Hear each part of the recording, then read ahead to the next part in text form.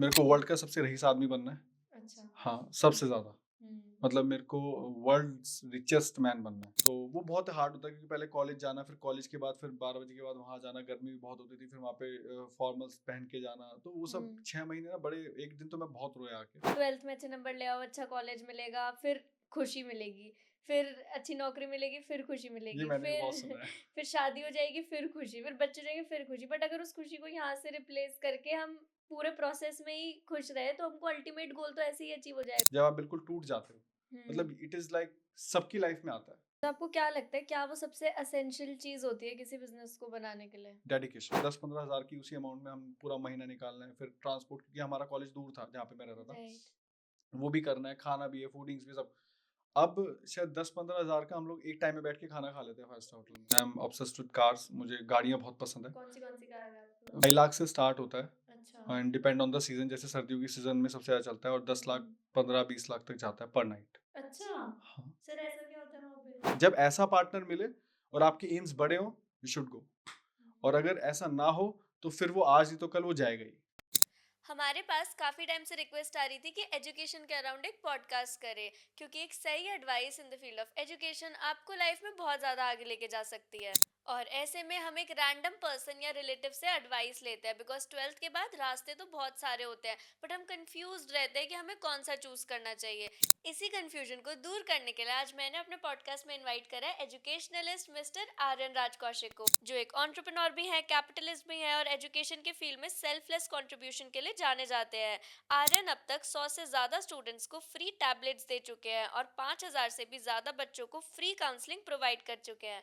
तो आ जाओ मेरे साथ सुनते हैं इस पॉडकास्ट को। हाय गाइस, तो आज हमारे साथ है आर्यन राज कौशिक। आर्यन कैसे हो आप? बहुत अच्छे मैम। अच्छा, स्टार्ट हो गया क्या? हाँ हाँ हम ओके, रोल कर रहे हैं।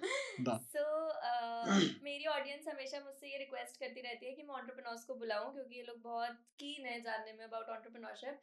और आप तो बहुत ज्यादा सक्सेसफुल एंटरप्रेन्योर हो, आपने इतने सारे अच्छे अच्छे बिजनेसेस बनाए हैं, प्लस थैंक यू आप मैम। इतना स्टूडेंट्स को मदद भी करते हो, सोशल वर्क भी करते हो।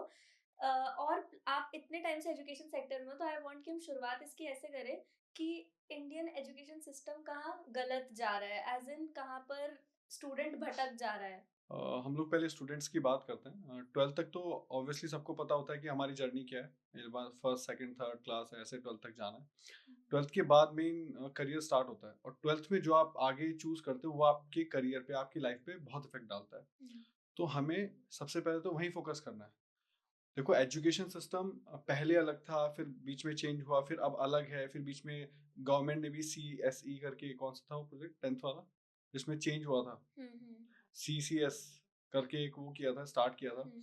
तो उसमें भी क्या बोलते हैं, गवर्नमेंट ने एक्सपेरिमेंट किया था बट वो भी फेल हो गया था क्योंकि सपोज जैसे बच्चा 12th में है, हम्म। तो 12th के एग्जाम्स के बाद हमारे यहाँ जैसे इंडिया में क्या होता है कि हम लोग 12th के मार्क्स पे बहुत फोकस करते हैं। हम्म। बट 12th के मार्क्स पे हम क्यों फोकस करते हैं? जिससे अच्छा कॉलेज मिले राइट। या करियर सही चूज हो। हम्म। अब उसके बाद क्या है कि जब बच्चा 12th के मार्क्स और मतलब पेपर दे चुका होगा और उसके मार्क्स आ चुके होंगे, तो फिर वो क्या चेंज कर सकता है, क्योंकि कॉलेज तो मार्क्स पे डिपेंड होता है। हम्म। तो बच्चे को 12th करने से पहले ये पता होना चाहिए कि उसको जिस लाइन में जाना है, हम्म। उस लाइन में जाने के लिए कितने मार्क्स चाहिए होते हैं, हम्म। किस यूनिवर्सिटी में की क्या एलिजिबिलिटी है, हम्म। या हम लोगों को इंजीनियरिंग में जाना है, जो भी उसको स्ट्रीम चाहिए उसका एग्जैक्टली क्राइटेरिया क्या है। तो जब उसको वो क्राइटेरिया, वो मार्क्स वो पहले से पता होगा, तो वो उसके हिसाब से प्रिपरेशन कर सकता है। सपोज किसी बच्चे के 80% मार्क्स आए और जहां उसको जाना था वो 90% थे, तो अब दोबारा तो 12th नहीं कर सकता वो। तो यहाँ सबसे बड़ी प्रॉब्लम होती है। उसके बाद प्रॉब्लम क्या आती है कि सपोज किसी बच्चे के 90% मार्क्स आए हम्म। बट उसको यही नहीं पता कि उसके मार्क्स के हिसाब से कौन सा कॉलेज उसको और मतलब मिल सकता है। सपोज जैसे हम्म। बच्चे के 90-95% बहुत अच्छे मार्क्स होते हैं राइट। आज की डेट में और बच्चे ने बड़ी मेहनत की, but by luck by chance किसी की गाइडेंस से, किसी की गलत गाइडेंस से उसने कोई नॉर्मल कॉलेज चूज कर लिया, तो 4 साल बाद उसको रिग्रेट होगा या 1 साल 2 साल बाद कि यार मेरे को तो इतने मार्क्स पे भी मिल सकता था। तो हम्म। इसलिए सबसे पहला जो बच्चों को काम करना है ना कि 12th के एग्जाम होने से, क्योंकि 12th तक की जर्नी बिल्कुल सेम है, तो हम्म। 12th के एग्जाम होने से पहले, it means hmm. Just like March या फेब में एग्जाम होते हैं, तो हम्म। बच्चों को नवंबर दिसंबर में ये पता होना चाहिए अपने प्री बोर्ड्स के टाइम कि मुझे कितने मार्क्स लाने हैं, कहाँ जाना है। और उसके लिए बच्चों को काउंसलिंग्स की या अलग अलग यूनिवर्सिटी से जो गाइडेंस होती है वो मिलनी बहुत जरूरी है। हम्म। तो सर आपने बिजनेस और इवन सोशल वर्क इसी सेक्टर में करने का क्यों चूज करा? मतलब आपने भी अपने टाइम पे कोई हार्डशिप्स फेस करी थी क्या? बिल्कुल, बिल्कुल। हम्म। हार्डशिप हर कोई फेस करता है, मैंने भी हम्म। बहुत की थी। हम्म। 2020 में जब मैं पास आउट हुआ था, तो हम्म। सबसे पहला मेरा फ़ोकस स्टूडेंट लाइफ़ ही गया था कि हम्म। पिछले 4 साल में मैंने क्या सीखा और राइट। उससे उसमें ऑब्स्टैकल्स क्या-क्या है और आगे हर बच्चे की लाइफ़ या जितने भी मैक्सिमम हो सके उन बच्चों की लाइफ़ में कैसे इसको कंफर्टेबल कर सकता हूँ। सपोज़ जैसे हम लोग पहला एग्ज़ाम्पल लेते हैं, हमें सबसे पहली प्रॉब्लम आती है कॉलेज चूज़ करने में। हम्म। कोई भी कॉलेज हो, मैं किसी एजुकेशन सिस्टम को गलत नहीं मानता। हम्म। हर एजुकेशन सिस्टम की अपनी वैल्यू है। राइट। ठीक है?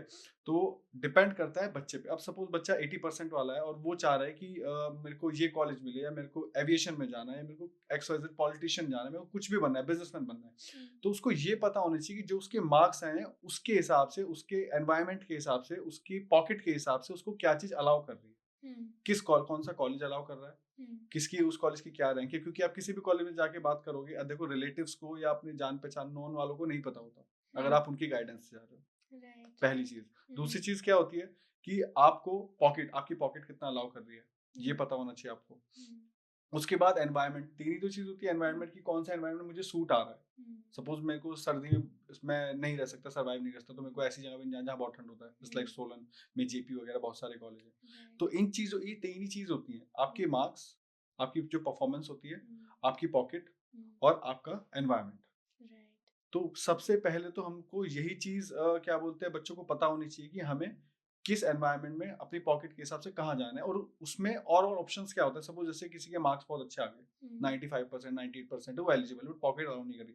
तो उसको पता होनी चाहिए कि मेरे को किस बैंक से लोन लेना है या हम्म। उस बैंक का क्राइटेरिया क्या है या उसका हम्म। प्रोसेस क्या है।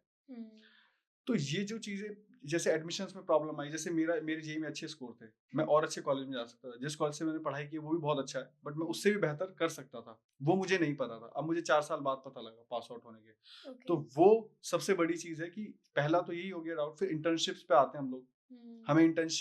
हमें यही नहीं पता कि इंटर्नशिप का मतलब क्या होता है। कि हम्म। हम किसी भी कॉलेज में एक वर्कशॉप अटेंड करें और फिर वहाँ से हम्म। वापस आ जाएँ, या हमें ये नहीं पता इंटर्नशिप के लिए अप्लाई कहाँ से करना है। हम्म। तो वो एक सबसे बड़ा प्रॉब्लम है। हम्म। उस पे कैसे जाना है? एक छोटा-सा एग्ज़ाम्पल देता हूँ। इंटर्नशिप जो होती है, एक तरीके से वर्क एक्सपीरियंस होता है छोटा-सा। राइट। वो आप कहीं भी ले सकते हो। ज़रूरी नहीं है कि आपने किसी कंपनी में जाके अप्लाई किया। हम्म। आपके पास उसका थोड़ा-सा एक्सपीरियंस हो। सपोज़ जैसे आपके पास एक्सपीरियंस नहीं है, कोई भी फ़ील्ड है, आप किसी भी फ़ील्ड में स्टार्ट करो, फ्रेश हो। सपोज़ हम्म। जैसे हम कंप्यूटर साइंस की बात करते हैं। कंप्यूटर साइंस में आजकल सी प्लस प्लस का बड़ा ट्रेंड चल रहा है, राइट। या बिग डाटा हडूप का बड़ा ट्रेंड चल रहा है। तो आप उसकी पढ़ाई इतनी अच्छी करो, उसकी कोडिंग इतनी अच्छी आनी चाहिए, उसमें एक्सपीरियंस ना भी हो तो भी आपको कंपनी हायर करेगी। हम्म। हम लोग इंजीनियर्स तो बहुत निकाल रहे हैं, बट क्वालिटी इंजीनियर्स कम निकाल रहे हैं। जहाँ आपने शुरुआत में बात करी अवेयरनेस की, मेरे ख्याल से वही सबसे ज्यादा लैक करती है। बिकॉज हम क्या होता है, हमारे सबके घरों में कोई एक पर्सन होता है जो किसी एक चीज में सक्सेसफुल हो गया होता है। जैसे हुँ, कोई लॉयर बन गया या कोई जज बन गया या कोई डॉक्टर बन गया, तो हुँ, फिर सब पिछली जनरेशन को ये मिलता है कि देखो वो इस चीज में इतने सक्सेसफुल है तो तुम्हें भी यही करना है। तो हमारा जो अवेयरनेस का स्फीयर है वो बहुत ही छोटा है। हम हुँ। अपने घर में देखते हैं, आसपास देखते हैं, बट उस अवेयरनेस को फैलाने के लिए आप क्या कर रहे हो? आप थोड़ा सा मुझे वो बताओ। हम लोग उस अवेयरनेस को फैलाने के लिए हम लोग फेयर्स करते हैं, ओके। एजुकेशन फेयर्स करते हैं। उन फेयर्स का सबसे बड़ा काम क्या होता है, हम्म। वो एक तो बच्चों के लिए फ्री ऑफ कॉस्ट होता है। ठीक है। क्योंकि किसी भी आप काउंसलर के पास जाओगे, आप कंसल्टेंट के पास जाओगे, वो आपको एक सर्टेन अमाउंट चार्ज करता है। हुँ। एक बार जाओगे तो वो अलग-अलग सबके पैकेजेस होते हैं। हुँ। जब हम फेयर्स करते हैं तो हम लोग उसमें कोई चार्ज नहीं रखते, वो फ्री ऑफ कॉस्ट होता है। क्योंकि मैं हर बच्चे में अपने आप को देखता हूँ कि यार, हुँ। मैं अगर उस टाइम होता है कि मेरी पॉकेट इतना अलाउ करी थी कि मैं 2000 3000 4000 इतना पैसा है, 5000 कुछ-कुछ लोग लाख तक चार्ज करते हैं कि मैं उतना दे सकूँ काउंसलिंग के लिए। ऑब्वियसली नहीं। 1 लाख राइट। 20 इतना तो फीस होती है 1 साल की। राइट। तो पहला तो हमारा सबसे बड़ा ये होता है कि हम लोग बच्चों को फ्री काउंसलिंग दें। उसके बाद हम क्या करते हैं, अलग-अलग यूनिवर्सिटीज़ को बुला के हुँ। हम लोग हर बच्चे को, मतलब सपोज़ जैसे 10 यूनिवर्सिटीज़ आई हैं, 20 यूनिवर्सिटी, तो उनके बेस्ट काउंसलर्स बैठे हुए हैं वहाँ पे, हुँ। ठीक है? बच्चा आया, उसने एक-एक काउंटर पे जाके या एक-एक स्लैब पे जाके वहाँ पे अपनी गाइडेंस ली कि सर मेरे को ये करना है, क्या करना चाहिए? हुँ। अब अगर आप एक कॉलेज जाओगे, हुँ। आपका टाइम लगेगा, आपका पैसा भी लगेगा, हुँ। आपका एक दिन में आप कितना ही कवर कर लोगे। आप वहाँ जाओगे तो वो सिर्फ़ अपनी तारीफ़ करेंगे, राइट। दूसरों की बुराई करेंगे। राइट। लेकिन अगर आपको एक हॉल के अंदर, एक छत के अंदर आपको 10 यूनिवर्सिटीज़ मिल रही हैं, हुँ। आप 10 के 10 के पास गए, आप खुद, हर बच्चा आज के डेट में इतना स्मार्ट है कि वो कंपैरिज़न करके समझ जाएगा कि आप, उसने एक से डाउट पूछा, हुँ। वो डाउट फिर जब अगर दूसरा उसकी बुराई कर रहा है तो वहाँ पे इंटरकनेक्ट कर सकता है कि सर उसने तो ऐसे बोला लेकिन आप ऐसे बोल रहे हो। फिर हुँ। तीसरे के बाद फिर वो ऐसे कर सकता है। हुँ। चौथा, पाँचवाँ, छठा, सातवाँ, वो अपने आप समझ जाएगा कि मेरे लिए बेस्ट क्या है। हुँ। तो सबसे पहला फायदा तो उसका यही है कि उसको फ्री की अच्छी काउंसलिंग मिले, क्वालिटी काउंसलिंग जिसको बोलते हैं। राइट। दूसरा क्या होता है कि आपका पैसा बच रहा है। हम्म। तीसरा क्या होता है, आपका टाइम बच रहा है। आप 10 यूनिवर्सिटीज घूमने में टाइम लगा, आपको 10 दिन लग जाएगा। मिनिमम 5 तो लगेंगी अगर यूनिवर्सिटीज 5 आसपास भी हैं। आपका टाइम बच रहा है। एक दिन आपको सिर्फ फेयर में आना है, उन 10 की 10 यूनिवर्सिटीज के पास जाना है। आपका टाइम भी बच गया, पैसा भी बच गया और आपको नॉलेज भी उससे बेहतर मिल गई। हम्म। क्योंकि आप सपोज जैसे एक यूनिवर्सिटी से आपने आज नॉलेज ली, एक से कल ली, एक से परसों ली, एक से तरसों ली, तो जो टाइम गैप रहा हाँ। उसमें आप पहले वाली का ही भूल जाओगे क्या है। सर अभी यू आर जस्ट 26 राइट, और आपने कितने टाइम पहले लगभग स्टार्ट करा था, थोड़ी सी When I टाइमलाइंस was बताइए। in 20, जब आप 20 इयर्स के थे तब आपकी हाँ। ग्रेजुएशन कंप्लीट हो गई थी। नहीं, ग्रेजुएशन 2020 में कंप्लीट हुई है, आज से हम्म। 3 साल पहले। अच्छा, तो तब आपने कॉलेज में रहते रहते ही आप इस तरफ आपका इंक्लिनेशन आ गया था बिजनेस की तरफ। हाँ, मैंने एक्चुअली कोर कॉलेज से पढ़ाई की है। उसके हम्म। बाद फर्स्ट ईयर, सेकंड ईयर होते-होते फिर सेकंड ईयर के लास्ट में जॉब लग गया था। It's hmm. A paid internship था। हम्म। और जब 2 महीने इंटर्नशिप हो गई फिर उसमें मन नहीं लगा। तो हम्म। फिर मैंने सोचा कि अब जॉब नहीं करना है। तो जॉब हम्म। का एक ऑफर लेटर भी था मेरे पास। इट्स अ अच्छा। मतलब एक हैंडसम अमाउंट था हम्म। कि मैं उसको कंटिन्यू रख सकता था, बट मैं कॉलेज ड्रॉप आउट नहीं था, मैं कॉलेज पूरा करना था और वहाँ से एनओसी नहीं मिलती। हम्म। तो फिर वो थर्ड फोर्थ ईयर पूरा करना था, तो मैंने जॉब को छोड़ के फिर मैंने बिजनेस स्टार्ट किया। अच्छा। अपने परदादा जी के नाम से कंपनी बनाई। अच्छा। और फिर मैंने सोचा कि हम लोग इसमें काम करेंगे। फिर धीरे धीरे सोचते क्या करना है, कैसे करना है। फिर उसमें इंडल्ज हुए मेरवांश ग्रुप करके। हम्म। फिर हरिद्वार से करियर स्टार्ट हुआ। फिर उसके बाद कंस्ट्रक्शन लाइन में आए, वहाँ पे अच्छा हम्म। ग्रो किया। अच्छा एक काफ़ी अच्छा अमाउंट हमने वहाँ से हम्म। कमाया। उसके बाद फिर हम लोग आईटी में गए। फिर हम लोग इसमें इंपोर्ट एक्सपोर्ट मतलब मल्टीपल बिजनेसेस। सर जैसे आपने इतने सारे बिजनेसेस बिल्ड करे तो आपको क्या लगता है क्या वो सबसे असेंशियल चीज होती है किसी बिजनेस को बनाने के लिए? डेडिकेशन।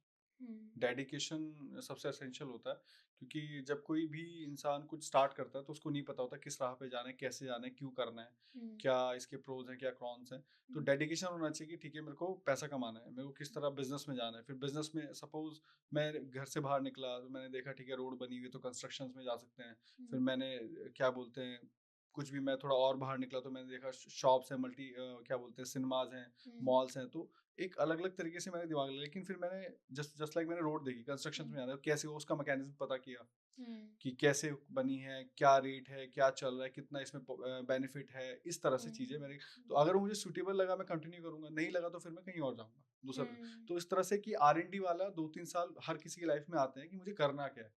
तो उस हम्म। R&D में आपको यही पता करना है कि आपको कौन सी चीज़ सूट कर रही है और आपको हम्म। कौन सी चीज़ करनी है लाइफ में। अभी ये चीज मैंने रिसेंटली अपने टेड में भी बोली कि जैसे कि अगर हम सब डिसाइड कर ले कि हम सबको चांद पर जाना है तो वो पॉसिबल है, बट उसका भी एक प्रोसेस है। तो हर चीज का एक प्रोसेस होता है। जैसे अब हम्म आपने कंस्ट्रक्शन जो भी देखा उसमें आपने सोचा कि मैं इस लाइन में जा सकता हूँ, तो आपको बस एक उसका रोड मैप चाहिए। हम्म और फिर उस रोड मैप में मान लो 10 स्टेप है, कोई पर्सन है वो यहाँ से वहाँ इन 10 स्टेप्स की वजह से पहुंचा। सेकंड स्टेप में ये हार्डशिप आती है, ये चीज इजी है। थर्ड में आपको इन ब्रोकर्स की जरूरत है, इस पर्सन की हम्म जरूरत है। तो अगर आप किसी भी चीज का प्रोसेस लिख लोगे तो आप कुछ भी कर सकते हो, हम्म मेरा ऐसा मानना है। बिल्कुल, बिल्कुल, मतलब सेम यही होता है। हम्म। आपको देखो किसी भी फ़ील्ड के बारे में पता नहीं होगा, तो आप क्या हम्म। करोगे सबसे पहले? आप उसके बारे में पता करोगे, आप नेट से पता करोगे, आप राइट। उस जगह जाओगे, उस कंपनी के बारे में पता करोगे, क्या काम है उसके बारे में पता करोगे। हम्म। जो हमने टैबलेट्स वाली भी बात की वो इसलिए दिया है क्योंकि उससे सब आज की डेट में वाई-फाई कनेक्ट करो आपको सब कुछ मिलेगा ऑनलाइन। राइट। तो फिर आप उस जब फ़ील्ड में जाते हो, उसकी हम्म। हार्डशिप्स देखते हो, उसके प्रोस देखते हो, उसके कॉन्स देखते हो, हम्म। उसके बाद आपको पता लगता है यार मैं इसमें खुश भी हूँ कि नहीं। सही बात अगर है। आपको लग रहा है कि ठीक है मैं लाइफ टाइम इसमें खुश रहूंगा, मैं इसमें ग्रोथ, क्योंकि आप ग्रोथ भी तभी कर पाओगे जब आप कोई काम दिल से करोगे। राइट। तो अगर आप दिल से आपको लगता है कि वो चीज अच्छी है तो बिल्कुल यू मस्ट गो। जैसे सर बचपन से हमें भी बोलते हैं कि अब 12th में अच्छे नंबर ले आओ, अच्छा कॉलेज मिलेगा, फिर खुशी मिलेगी, फिर अच्छी नौकरी मिलेगी, फिर खुशी ये मिलेगी, मैंने भी बहुत फिर सुना है। फिर शादी हो जाएगी, फिर खुशी, फिर बच्चे हो जाएंगे, फिर खुशी। बट अगर उस खुशी को यहाँ से रिप्लेस करके हम पूरे प्रोसेस में ही खुश रहे तो हमको अल्टीमेट गोल तो ऐसे ही अचीव हो जाएगा। ऑब्वियसली। हर चीज हम कर ही इसलिए रहे कि हम एक दिन खुश होंगे, बट वो एक दिन का वेट क्यों करें, खुश नहीं, तो एक दिन हमेशा ही रहना आप ये चाहिए। देखो जब हम छोटे होते हैं, अगर अभी मैं अपने बचपन में वापस चला जाऊं राइट। इसी मेमोरी के साथ तो मैं बहुत खुश रहूंगा कि यार कोई टेंशन ही नहीं है। राइट। कि बस स्कूल जाना है, वापस आना है, ट्यूशन जाना है और अपना एंजॉय करना है, खेलना है, कूदना है बस। उसके बाद हम कॉलेज में आते हैं। कॉलेज में भी सेम यार, कोई टेंशन नहीं है, कमाना नहीं है, कुछ नहीं करना, बस कॉलेज जाना है, पढ़ना है और वापस आके सो जाना है, जिम करना है, जो भी करना है, एक्सरसाइज। फिर हम जब जॉब में आते हैं तो जब थोड़े हम एजेड जाएंगे फिर कहेंगे यार पार्टीज जाते थे, क्लब्स जाते थे, वो लाइफ अच्छी थी, अर्निंग भी थी, ये था वो था। तो इन सब चीज़ों से ना हम एक ही चीज़ सीखते हैं कि एन्जॉय हर टाइम को करना है। पहले बचपन को करना है, हुँ, फिर जब थोड़े बड़े हो जाओगे, टीनेज आ जाओगे, उसको भी एन्जॉय करना है। हुँ, फिर आप जब कॉलेज में चले जाओगे या कॉलेज के बाद आप क्या बोलते हैं जॉब्स में, एंटरप्रेन्योरशिप बिज़नेस में कहीं भी जाओगे तो उसको भी एन्जॉय करना है। बाद में हुँ, फैमिली लाइफ़ को एन्जॉय करना है। तो हुँ, एन्जॉय हमेशा करते रहना है और प्रॉब्लम से घबराना नहीं है। हर चीज़ सॉल्व होती है, दुनिया में ऐसी कोई चीज़ नहीं है जो सॉल्व ना होती हो। बस हुँ, अपने आपके इंटेंशंस क्लियर होने चाहिए, साफ हुँ, होने चाहिए और अच्छे होने चाहिए, हुँ, बस। हुँ। सर बिज़नेस वाइज़ क्या प्लान है आपका? अब आगे क्या मतलब क्या आर्यवास के लिए आगे क्या चीज़ें आप प्लान कर रहे हो? अ, अगर मैं कंप्लीट बात करूँ तो हुँ, आर्यवास को तो पूरे इंडिया में फैलाना है, अच्छा। क्योंकि मैं चाहता हूँ कि इंडिया का हर बच्चा ग्रो करे। हुँ, जस्ट लाइक जैसे मैं खुद मुज़फ्फरनगर का रहने वाला हूँ, तो हुँ, वहाँ पे मेरे को प्रॉब्लम्स आई, तो मुझे लगता है शायद और भी बच्चों को प्रॉब्लम्स आती होंगी। हुँ, स्टार्ट हमने वहीं से किया। हुँ, हमने आर्यवास को मुज़फ्फरनगर से स्टार्ट किया, फिर हम धीरे-धीरे ग्रो किया और आने वाले टाइम में मैं तो ये चाहूँगा कि हर स्टेट में आर्यवास का एक ऑफ़िस हो, एक हुँ, गाइडेंस कमिटी हो, जो हुँ, हर बच्चे की हेल्प करे। राइट। और जहाँ तक बात है हमारे बिज़नेस की, तो मैं ऑब्वियसली ये भी चाहूँगा कि हर पूरे इंडिया में हमारा बिज़नेस फैले, हुँ, ग्रो करे और रियल एस्टेट में हम एक नई, मतलब जो मेरा एम है 2030 तक हुँ, पूरे कंट्री में आर्यवास रियल एस्टेट्स का नाम होगा। हुँ, हम लोग थाउज़ेंड्स ऑफ करोड़ या मल्टीपल, मतलब हुँ, मैंने कोई फिगर डिसाइड नहीं की, क्योंकि वो हुँ, डिसाइड से ना आपका एक एम सेट हो जाता है। मेरे को हुँ, एमलेस काम करना है, लिमिटलेस। हुँ, चाहे वो 1 लाख करोड़, 10 लाख करोड़, बड़े एम बनाने चाहिए ना, बेस्ट के लिए जाओ, जो हुँ, बेस्ट पॉसिबल है। हुँ, तो हमें, जैसे मैंने एम बनाया 2023 तक, हुँ, वो सॉरी 2030 तक हुँ, हमारी कंपनी बेस्ट दिखनी चाहिए। राइट। हमारे रियल एस्टेट को ले या हम एजुकेशन को लें, तो पूरे कंट्री में हमारा नाम होना चाहिए, ये मेरा टारगेट है। हुँ। सर ऐसा कहते हैं कि एंटरप्रेन्योर की लाइफ का बेस्ट टाइम तब होता है जब वो खुद को अपने बिज़नेस से डिटैच कर लेते हैं, ऐज़ इन कि उनके बिना भी उनका बिज़नेस चल सकता है ऑटोमेटेड मोड पे। तो आपको लगता है कि आपने वो अचीव कर लिया? नहीं, मैं अच्छा, अचीव भी नहीं करना चाहूँगा इसको तो। अच्छा। मतलब डिटैच क्यों ही होना है किसी चीज़ को। डिटैच इन द सेंस कि आप फ्री रहते हो पूरे दिन, आपको काम में इन्वॉल्व नहीं होना है इतना, अब आपके पास हर चीज़ के लिए कोई ना कोई वो तो पर्सन मैं है। अब भी हूँ। वो हुँ, तो आपके आपकी लीडरशिप पे डिपेंड करता है कि आप किस तरह हुँ, से अपना सेटलमेंट और अपना सिस्टम और अपनी कंपनी को, मतलब एक तरीके से सेटल करते हो। राइट। वो डिपेंड करता है कि आपके एम्प्लॉइज़ कैसे हैं, आपकी फैमिली कैसी है। हुँ, एम्प्लॉइज़ भी एक हमारी फैमिली होती है। हुँ, तो वो उन पे डिपेंड करता है, बट डिटैच मैं कभी नहीं होना चाहूँगा। जस्ट लाइक आप खुद सोचो कि आप पेरेंट बने, आपने एक हुँ, बच्चे को ग्रो किया, बड़े हुए, उसकी हुँ, शादी हो गई, तो इसका मतलब ये थोड़ी कि आप उससे डिटैच होना चाहोगे, कभी भी नहीं हुँ, होना चाहोगे। ना हुँ, ही फादर, ना ही मदर। तो हुँ, उसी तरह एक कंपनी होती है, जो भी आप काम कर रहे हो, आप जॉब कर रहे हुँ, हो, आप हुँ, आईएएस हो या आप पॉलिटिशियन हो, आप लास्ट तक भी अपने करियर से कभी भी डिटैच हुँ, नहीं होना चाहोगे। और मेरे को हुँ, लगता है होना, मतलब मैं नहीं चाहता होना। मैं कभी नहीं हुँ, चाहूँगा कि मैं कभी काम ना करूँ, मैं लास्ट मोमेंट तक काम करता रहूँ। हुँ, और ऑब्वियसली काम कर मतलब आराम के लिए तो 6 घंटे बहुत है, मतलब हम हुँ, सो ही जाते हैं रात को, तो हुँ, इतना बैटरी रिचार्ज काफ़ी है, हुँ। तो I don't want to. Sir जैसे आपने टीम की भी बात करी बट आपने इतने यंग एज में स्टार्ट करा तो उसकी वजह से कुछ चैलेंजेस आपने फेस करे टीम बिल्डिंग में? होते हैं, बिल्कुल होते हुँ, हैं। टीम ऐसे ही नहीं बनती, आपको बहुत सारे अगर हिंदी में बोलूँ तो धोखे भी मिलेंगे, हुँ, आपको फ्रॉड्स भी मिलेंगे, चीट्स भी हुँ, मिलेंगे, हुँ, बहुत अच्छे लोग भी मिलेंगे। हुँ, ये भी डेफ़िनेटली है, कम मिलेंगे बट बहुत अच्छे मिलेंगे। हुँ, और वो जो कम लोग होंगे और वो बहुत अच्छे होंगे, वो जो आपके लिए डेडिकेटेड होंगे, हुँ। वो आपकी पूरी टीम को बिल्ड करने में आपकी पूरी हेल्प करेंगे। तो आर्यन जैसे अब आपके पेरेंट्स आपको देखते होंगे आप सक्सेसफुल हो चुके हो और ये सब अब आपको मिल रही है जो चीज़ों का आपने ड्रीम करा था तो कैसे क्या क्या फीलिंग है पेरेंट्स की? अ, पेरेंट्स की तो मतलब बहुत अच्छी फीलिंग है। मीडिया में भी होता है, मीडिया प्रेस कॉन्फ्रेंसेज़ होती हैं, जब हम कोई बड़ा अच्छा फेयर करते हैं, कोई भी बड़ा अच्छा काम करते हैं, तो मीडिया खुद पूछने आती है घर पे। हुँ, तो ऑब्वियसली पेरेंट्स बहुत प्राउड होते हैं और आई एम 26 राइट नाउ, तो अ, हुँ, अच्छी लाइफ जी रहे हैं। पेरेंट्स के जो, मतलब जो भी पेरेंट्स को चाहिए होता है, मतलब जो मैं सोचता था बचपन में कि मैं उनके लिए ऐसे करूँ, जैसे मेरी हुँ, मम्मी को डायमंड नेकलेस पसंद है, तो मैं उनको वो ला के दूँ, या कुछ भी एक्स वाई जेड, हाँ, मतलब, या मेरी मदर को जितने भी तीर्थ स्थल हैं वो हुँ, घूमना बहुत पसंद है। तो हुँ, हर 2 महीने में 3, जब भी उन्हें टाइम लगता है, मुझे टाइम होता है, तो हम लोग चाहते हैं कि मैं, मम्मी पापा या हमारी पूरी फैमिली घूमने निकल राइट, जाती है। तो ऑब्वियसली मतलब देखो, सब कुछ भगवान का ही दिया हुआ है, तो अच्छा लगता है जब आप हुँ, लाइमलाइट में रहते हो, हुँ, न्यूज़ में, मीडिया में, हुँ, हर जगह, और आपकी एक मतलब आप एक अच्छा काम कर रहे हो सोसाइटी के लिए भी, आप अर्निंग भी अच्छी कर रहे हो एट द एज ऑफ 26, तो ऑब्वियसली पेरेंट्स बहुत प्राउड होते हैं। अच्छा लगता है हुँ। मुझे भी कि ठीक है। तो सर अब तक का आपका सबसे एक्सपेंसिव परचेज़ क्या रहा है? एक्सपेंसिव परचेज़ वैसे तो मेरी कार्स रही हैं, मुझे हम्म। I am obsessed with cars, मुझे गाड़ियाँ बहुत पसंद है। कौन सी कार है आपके पास? मेरे पास फॉर्च्यूनर है लेटेस्ट, मेरे पास स्कॉर्पियो एन है लेटेस्ट हम्म। टॉप मॉडल, और एक्सयूवी है, हम्म। और बाकी एक दो दो कार अभी मैंने बुक की हुई हैं, कौन सी? मर्सिडीज जीएलएस हम्म। एंड मैंने दूसरी डिफेंडर। अच्छा। हाँ, तो ये 2 कार मैं इस साल जल्दी फटाफट ले आऊँगा, मैंने जैसी मेरे को मिलती है। और बाकी मेरे को वॉचेस का शौक है, मैं हम्म। वॉचेस मैं महंगी पहनता हूँ, अच्छा। अरमानी, ये वो रोलेक्स वगैरह जो भी है, कौन सी वॉच पहनी है आपने? अरमानी। अच्छा। ग्रेट। तो तो सर अल्टीमेट ड्रीम क्या है कि क्या ऐसी चीज है जो आप जिसके पीछे आप भाग रहे हो? अल्टीमेट ड्रीम ये है कि मेरे को मेरे 2 अल्टीमेट ड्रीम है। मेरे को हम्म। वर्ल्ड का सबसे रईस आदमी बनना है। अच्छा। हाँ, सबसे ज़्यादा। हम्म। मतलब मेरे को वर्ल्ड्स रिचेस्ट मैन बनना है। ओके। सेकंड, मेरा अल्टीमेट ड्रीम ये है कि मेरे को इंडिया को इतना ग्रो कराना है हर चीज़ में, हर फील्ड में। As I am from a army background, मैंने मिलिट्री कॉलेज से पढ़ाई की है 4 साल। तो देश के लिए जो वो खून में होता है ना एक, हाँ। मतलब वो पहले से ही है। हम्म। तो इसलिए मतलब मेरे 2 ही ड्रीम है कि एक इंडिया वर्ल्ड का रिचेस्ट मैन बनना है, और दूसरा सबसे बड़ा मेरा जो ड्रीम है वो ये है कि मेरे को कंट्री के लिए सब कुछ करना है जो मैं बेस्ट से बेस्ट पॉसिबल कर सकता हूँ। हम्म। जस्ट लाइक पहले आपने अगर सुना हो तो राज परिवार में चाणक्य नीति बोलती है राइट। कि आप अगर अपने देश में हो, अपनी प्रजा के लिए आपको सबसे पहले ध्यान रखना है। हम्म। फर्स्ट वो आपका काम है। मतलब राइट। उसको उसके लिए बेस्ट बनो, भले ही बाहर वालों के बुरे बन जाओ, कोई फ़र्क नहीं पड़ता, बट अपनी कंट्री के लिए बेस्ट करना है। राइट। तो वो आपका सबसे पहला कर्तव्य है, और वही है कि जस्ट लाइक लीडरशिप क्वालिटी कहाँ से आती है? कंट्री फर्स्ट, देन जो आपके अंडर आर्मी है, जो आपके लोग हैं, टीममेट्स, जहाँ के आप लीडर हो, तीसरा आपकी फैमिली, और चौथा अगर समय मिले, कभी कुछ बच गया आपके लिए, तो आप उसको एंजॉय कर सकते हैं। पर सर सबसे अच्छी बात ये है कि अलोंग विद लग्जरी आप लोगों की मदद भी इतनी ज्यादा कर रहे हो सोशल बिल्कुल, वर्क में। बिल्कुल, वो आपको बैलेंस रखना पड़ेगा। आप सपोज़ आप सोसाइटीज़, ये जो हम अर्निंग कर रहे हैं, कुछ भी सोसाइटी तो दे रही है लाके।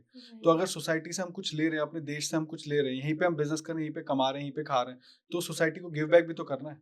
तो वो बैलेंस तो होना चाहिए ना, कि सपोज़ हम लोग एडमिशन्स करा रहे हैं या फिर हम लोग रियल एस्टेट में कर रहे हैं, तो गिव बैक कहाँ से? वो यहीं से होगा। अब किसी भी देश की, जैसे मैंने अभी एक फ़ील्ड पकड़ा कि हमें अपने इस कंट्री के यूथ को सही डायरेक्शन में गाइड करना है। पढ़ाई, एजुकेशन सिस्टम बहुत अच्छा है हमारा।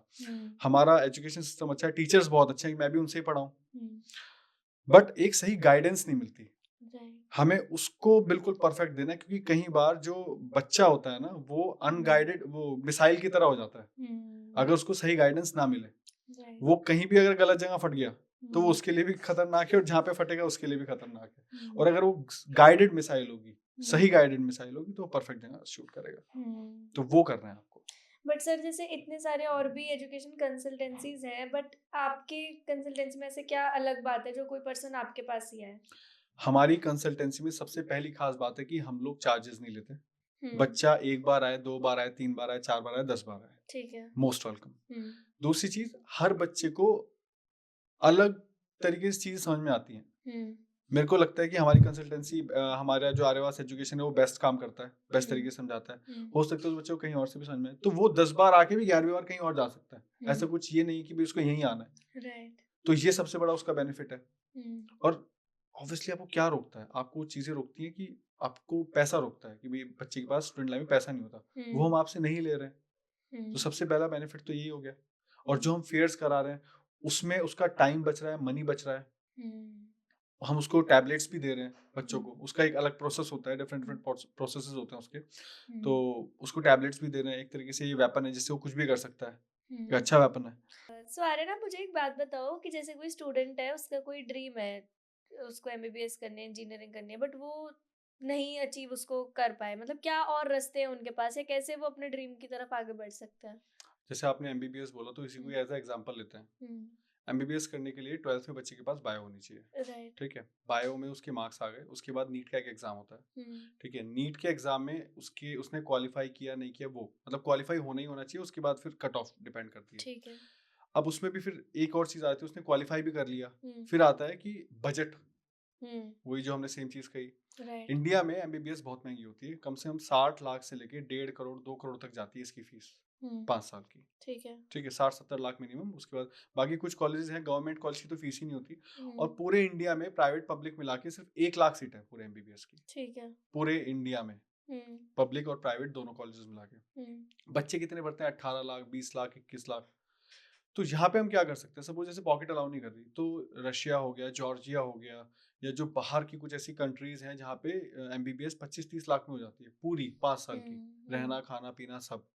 तो यहाँ पे क्या बोलते हैं, थोड़ा सा मतलब वो डिपेंड करता है अलग अलग, कि कहीं पे 25-30 लाख की होती है, कहीं पे 40-50, मतलब इस तरह से वो डिपेंड करता है कि आप कौन से कॉलेज में जा रहे हो, कौन से कंट्री में जा रहे हो। जैसे ऑस्ट्रेलिया की और महंगी हो जाती है, राइट। यूएस की और भी ज्यादा महंगी हो जाती है, लंदन की भी महंगी है, इंग्लैंड की। तो इस तरह से तो जैसे आपकी पॉकेट अलाउ नहीं कर रहा है, वहां से एमबीबीएस करके आओ 25-30 लाख रुपए में, जो भी आपका बजट है। उसके बाद इंडिया में आप फिर से नीट पीजी का एग्जाम दो, और फिर आप एमडी यहाँ से कर लो, क्योंकि आज की डेट में एमबीबीएस की वैल्यू उतनी नहीं रही जितनी पहले थी। अब आपको एमडी करना अनिवार्य हो गया, you should be a specialist, मतलब राइट। किसी भी फील्ड में आप होने चाहिए। हाँ जी। आपका मतलब गायनी में है या फिर आप बोन्स में है, कुछ भी। तो इस तरह से हम लोग इसमें काम करते हैं, इस तरह से बच्चे को गाइडेंस लेनी है। ये एग्जाम्पल एमबीबीएस में, तो मतलब हमें इसमें क्या करना है कि जो बच्चे के पास नहीं है उसको नहीं देखना, जो बच्चे के पास है, कितना बजट है, या हम लोग चाहते हैं कि क्या मतलब कितने उसके मार्क्स हैं, कितनी कट ऑफ गई है, उस हिसाब से जो बेस्ट उसके लिए है वो हम करके देंगे। सपोज जैसे यहाँ पे मैंने आपको बताया कि 60-70 लाख से स्टार्ट होके 1-1.5 करोड़ तक, 2 करोड़ तक आपकी एमबीबीएस जाती है। हम 1 करोड़ रफ फिगर मान लेते हैं 5 साल की, ठीक है। अब वो 1 करोड़ में अगर आप लोन भी लेके कर रहे हो तो उसका ब्याज भी बहुत बैठ जाएगा, अगर आप लोन भी लोगे तो वहां भी आप लॉस में हो। तो अगर आप उन चीजों से बचना चाहते हो कि भैया हमें एमडी तो करनी है, और क्या बोलते हैं हमारा पैसा भी कम लगे, और हम तो उसका सॉल्यूशन है कि आप अब्रॉड से करके और फिर इंडिया से एमडी कर लो। तो इसमें आप लोग पूरे गाइड करते हो स्टूडेंट्स को? 100% लोन से लेके आपको वहां रहने तक, खाने तक, पीने तक, सब कुछ जो भी आपको चाहिए, वहाँ एनवायरनमेंट कैसा है। हमारे जो बाकी पहले स्टूडेंट्स वहाँ पे गए हैं, हम उनसे भी अटैच करा देते हैं, उनसे बात करा देते हैं कि ठीक है। भाई कैसा क्या क्या प्रॉब्लम्स आती हैं, सब कुछ। अब जैसे स्टूडेंट लाइफ में एक और बहुत ज़्यादा प्रॉब्लम आती है कि वो करियर और रिलेशनशिप को साथ में मैनेज नहीं कर पाते। तो आप क्या हम्म कहना चाहोगे इस बारे में? इसमें देखो ये प्रॉब्लम तो सबके साथ आती है, हुँ। और और इस इनफैक्ट बिज़नेसमैन की लाइफ में तो सबसे ज़्यादा ये प्रॉब्लम आती है। हाँ, टाइम इशू आता है। हुँ। बट मुझे लगता है कि आपको देखो आपको दोनों चीज़ें एक ही टाइम में करनी है, ये भी ऑब्वियस सी बात है, क्योंकि यही हुँ। एज होती है करियर बनाने की, और यही होती है लव लाइफ की। हुँ। तो दोनों चीज़ें इकट्ठी बनानी है, हुँ। करनी है, और करनी भी है, ऐसा नहीं हुँ। है कि नहीं करना है। हुँ। तो उसमें आपको देखो, बिज़नेस में तो मैं कहूँगा आप डेडिकेशन से लगे रहो। हुँ। बाकी जहाँ तक आई लव लाइफ की बात, हुँ। तो ये डिपेंड करता है आपके पार्टनर पे। अगर हुँ। वो सच में आपके लिए डेडिकेटेड है, आपको सपोर्ट कर रहा है, हुँ। ठीक है, कर रही है, आप किसी को आपको भी करना पड़ेगा सपोर्ट, ऑब्वियसली ऐसा नहीं सही कि आप बात दूसरे है। से ही सपोर्ट मांगे जा रहे हो। हुँ। आपको भी उसको सपोर्ट करना है। अगर आप दोनों एक दूसरे को सपोर्ट कर रहे हो, हुँ। और या वो आपको सपोर्ट कर रहा है या कर रही है, तो आपको उसको ऑब्वियसली फिर वो आपको कहीं छोड़ के नहीं जाने वाली। वो हुँ। आपको आपका वेट करेगी सही टाइम का। बहुत सारे, अभी 12th फेल एक मूवी आई है, उसमें लाइव एग्जांपल है उस चीज का। राइट। वो खुद से डिप्टी कलेक्टर बन गई थी जो हुँ। मैम है, और हुँ। वो अभी आईपीएस का इंटरव्यू दे रहे थे, वो हुँ। लेटर उन्होंने दिया, मतलब रियल स्टोरी है, इसमें तो मेरे को कुछ बोलने की जरूरत ही नहीं है। तो हुँ। जब ऐसा पार्टनर मिले और हुँ। आपके एम्स बड़े हो, यू शुड गो। और हुँ। अगर ऐसा ना हो तो फिर वो आज ही तो कल वो जाएगा ही। तो राइट। उन चीज़ों पे ध्यान ही नहीं देना है, अपने हुँ। एम पे लगे रहो। हुँ। आपको पार्टनर भी अच्छा मिल जाएगा अपने आप, हुँ। और लाइफ भी अपने आप सेटल हो जाएगी। तो सर आपने इतनी सारी बातें बताई लव लाइफ और बिज़नेस को साथ मैनेज करने के बारे में, तो आप कब कर रहे हो शादी फिर? मैम अभी तो जैसी कोई मिल जाएगी अच्छी, तो ज़रूर कर लूँगा, जल्दी कर लूँगा। मेरे हुँ। को मतलब इस चीज़ में ज़्यादा कोई डिले ऐसा नहीं है कि इस एज के बाद करनी है, इस एज के बाद, ऐसा हुँ। कुछ नहीं है। हुँ। I will do it as soon as possible. हुँ। बाकी जैसे गॉड नोज़। अच्छा। अभी तो ऐसा कोई मिला नहीं है कि हुँ। शादी-वादी कुछ ऐसा प्लान हुँ, हो। सही बट बात। जैसे ही कोई मिलेगा तो will go hmm. For it. Sir मेरे पॉडकास्ट में इतने सारे गेस्ट्स आए हैं, 50 प्लस गेस्ट्स को हमने होस्ट करा है, बट इतने सारे बॉडीगार्ड्स के साथ तो कोई भी नहीं आया, तो क्या राज़ है इसके पीछे? अ, इसके पीछे ऐसा कोई राज नहीं है। थोड़ा सेफ्टी पर्पस से कि सेम भाई टेबल। कोई परेशान है, क्योंकि हम अलग अलग स्टेट्स ट्रैवल कर रहे हैं, अलग राइट। नई नई जगह जा रहे हैं, हुँ। हम लोग बिजनेस ग्रो कर रहे हैं। तो हुँ। राइवलरीज होती हैं, हुँ। ऑब्वियसली हर बिजनेस में होती हैं। हुँ। रियल स्टेट तो वैसे भी थोड़ा अनसेफ रहता है, हुँ। और इस एज में थोड़ा सा मैं चीज़ों से बचता हूँ कि थोड़ा सेफ रहे, मतलब कि कोई इस चीज़ के लिए सोचे तो वो हुँ। पहले ही शांत रहे कि भाई ना हो। अच्छा। और बाकी थोड़ा सा क्या बोलते हैं, गवर्नमेंट एडवाइजरी रहती है कि आप थोड़ा सेफ रहिए, तो just for the safety purpose, nothing else. अच्छा, बहुत सही। सर मुझे बहुत अच्छा लगा आपसे बात करके, काफ़ी मज़ा आया। आपको भी आई होप अच्छा लगा होगा हमारे हाँ शो जी, पे बिल्कुल आके। अच्छा लगा। कैसा रहा आपका एक्सपीरियंस? एक्सपीरियंस अच्छा रहा। हम और रियलिटी नाम है शो का, हम सिर्फ़ रियल बातें करते हैं, तो आपने भी एकदम अपनी रियल साइड दिखाई सबको। या बिल्कुल बिल्कुल यही सब कुछ है जो मैंने बोला। मतलब मेरे को लगता है कि वो आदमी ही क्या जो अपने वर्ड्स पे ना रहे, और जो भी राइट। मैंने यहाँ पे मतलब जो भी मैंने आप सबको हाँ। बताया वो बिल्कुल सच है। That's all. आपको अच्छा लगा? हाँ, बिल्कुल बहुत अच्छा लगा। थैंक यू सर आने के लिए।